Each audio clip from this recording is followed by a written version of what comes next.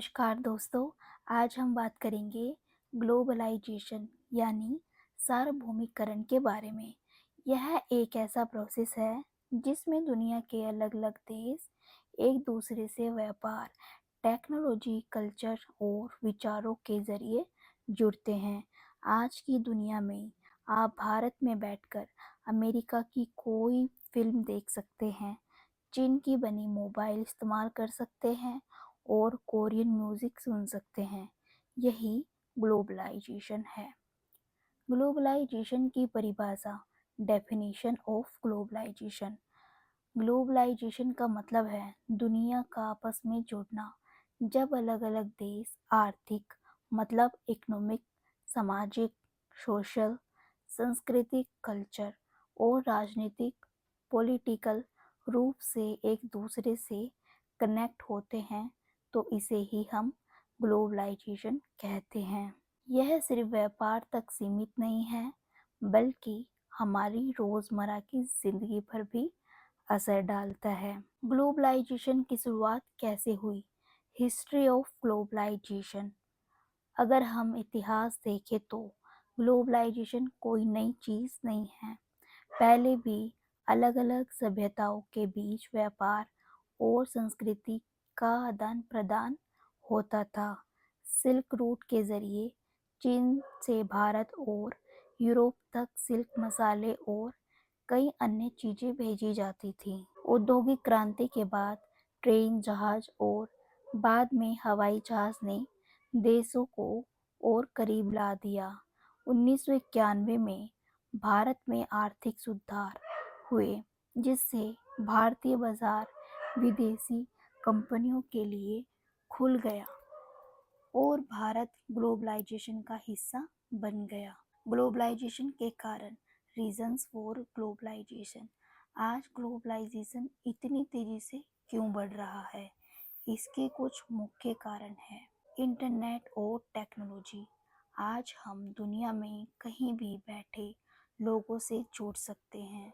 Online shopping, digital payment और social media ने इसे बढ़ाया है। सस्ता और तेज ट्रांसपोर्टेशन। अब सामान और लोग तेजी से दुनिया में कहीं भी जा सकते हैं। अंतर्राष्ट्रीय व्यापार।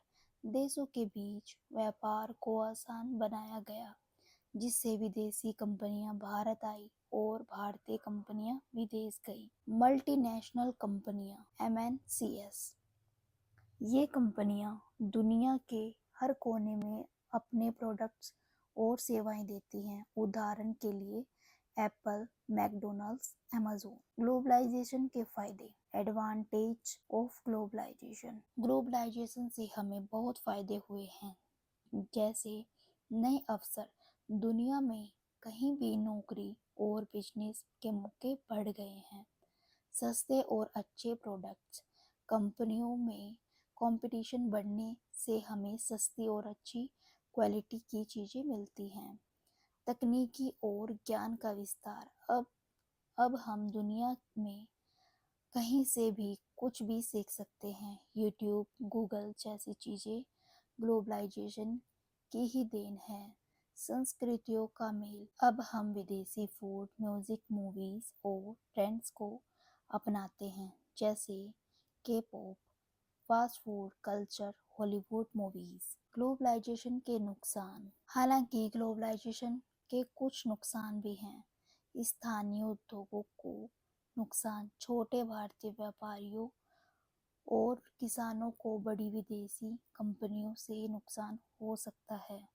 संस्कृति पर प्रभाव।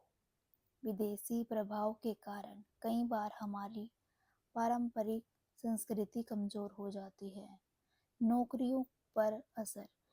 कई कंपनियों सस्ते श्रम की तलाश में अपने देश से बाहर काम करवाने लगती है जिससे लोकल जॉब्स पर असर पड़ता है। आर्थिक असमानता। अमीर और अमीर हो जाते हैं लेकिन गरीबों को इसका ज़्यादा फायदा नहीं मिल रहा। भारत में ग्लोबलाइजेशन मुख्य रूप से 1991 के आर्थिक सुधारों के बाद बढ़ा।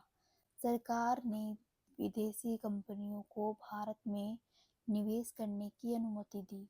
अब भारत में मैकडॉनल्ड्स, अमेज़न, गूगल्स और सैमसंग जैसी कई विदेशी कंपनियां हैं। साथ ही भारतीय कंपनियां भी ग्लोबल हो रही हैं, जैसे टाटा, इन्फोसिस, विप्रो और रिलायंस, जो दुनिया के कई देशों में बिजनेस कर रही हैं। निष्कर्ष तो दोस्तों, ग्लोबलाइजेशन हमारी ज़िंदगी का अहम हिस्सा बन चुका है। यह हमें नए अवसर और टेक्नोलॉजी देता है, लेकिन इसके साथ स्थानीय उद्योगों और संस्कृति की सुरक्षा भी जरूरी है।